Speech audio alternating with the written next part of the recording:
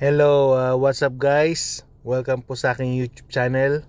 Ako nga pala ang inyong Kuya Carl. So, ang date ngayon po is December 18, 2024. So, malapit na pong mag-Christmas ngayon guys. Saka ngayon, itong December 18 is distribution day ngayon ng Yieldmax ETF na Group D. So, ang kasali sa Group D ay ang number 1 na ETF ng Yieldmax, which is MSTY, or sa tawag natin ay MISTY. Tapos yung YMAX din. So natanggap natin ngayon ng distribution schedule ngayong araw na to. So tingnan natin yung kung magkano yung makukuha nating payout sa Group D ng Yieldmax ETF. Yan. So right now yung YMAX 0.1390, tapos YMAG 0.0592, tapos MSTY MISTY makakuha tayo ng $3.08, tapos YQQQ 0.2742, AMCY 0.8619, APLI 0.4215, AIYY 0.8718, DSO 0.3621, SQY 0.6543, and then SMCY, which is 2.3546.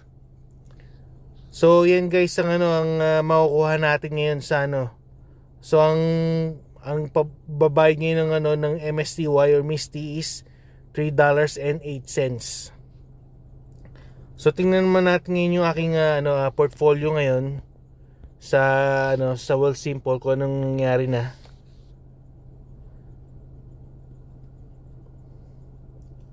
Okay, so right now ang aking account is 40,042.46. I'm up 17,989.18, which is 81.57 all-time high. So tingnan natin ngayon yung aking yung TFSA ko. So right now I got 18,077.46. Up ako ng 847.99, which is 4.92%. So ang ginawa ko, kasi tingnan natin sa mga activities. Yan. Ginawa ko yung pinagbenta ko ng IWNY saka ng Merni, binili ko ng NVDY. Yan, ilang NVDY ang binili ko. Okay. So yeah, one share. Kasi ginagawa ko, chine-checkuan ko talaga yung kung talaga yung lowest price. Inunti-unti ko hanggang sa makabili ako ng pinaka lowest na price ng NVDY. So yan, one share at 22.6492. Tapos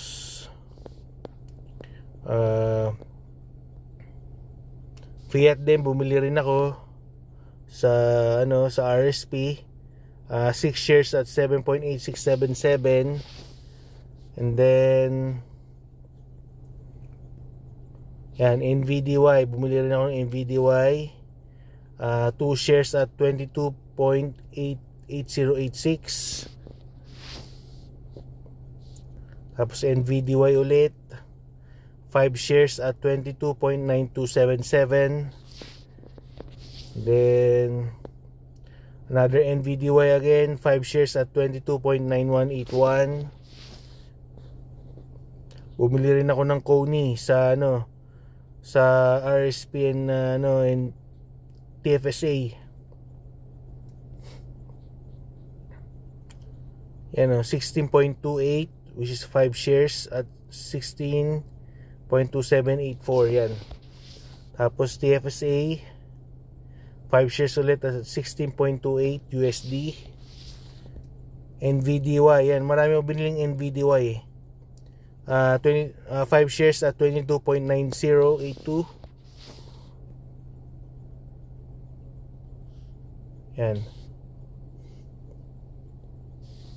Yan, puro NVDY. So total shares ko ng NVDY, tingnan natin. Sa TFSA I got 55.2659.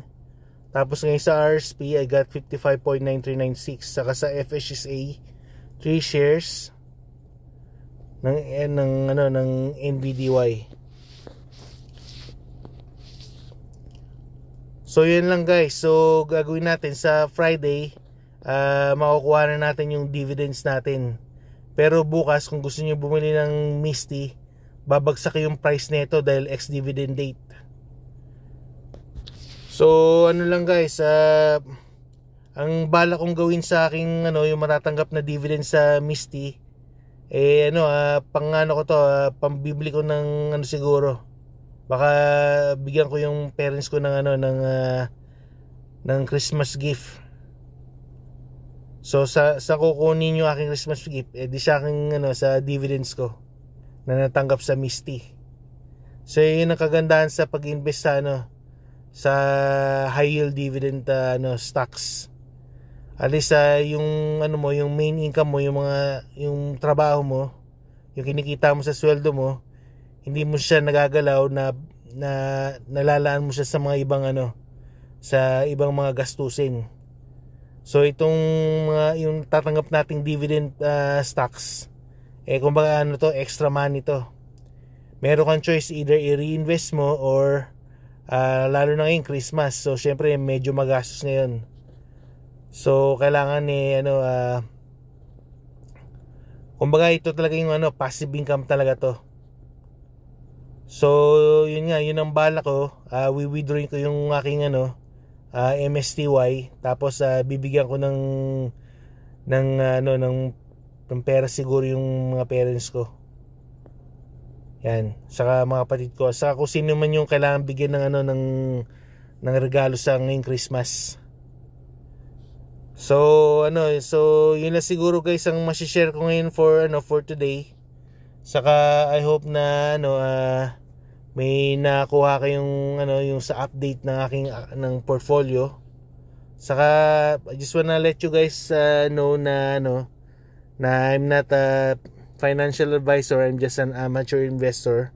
So lahat ng mga ini-invest nyo sa stocks and cryptocurrency, kailangan nyo mag-research carefully. And then lahat mga videos ko dito is only for entertainment and informational purposes only lang. And also I'm not responsible for your investing. So until then guys, hanggang dito na lang siguro yung aking update for today. And I hope to see you soon again sa aking next video. And advance Merry Christmas guys. Saka saka take care sa inyong pagsa-shopping. And have a good day. God bless and bye.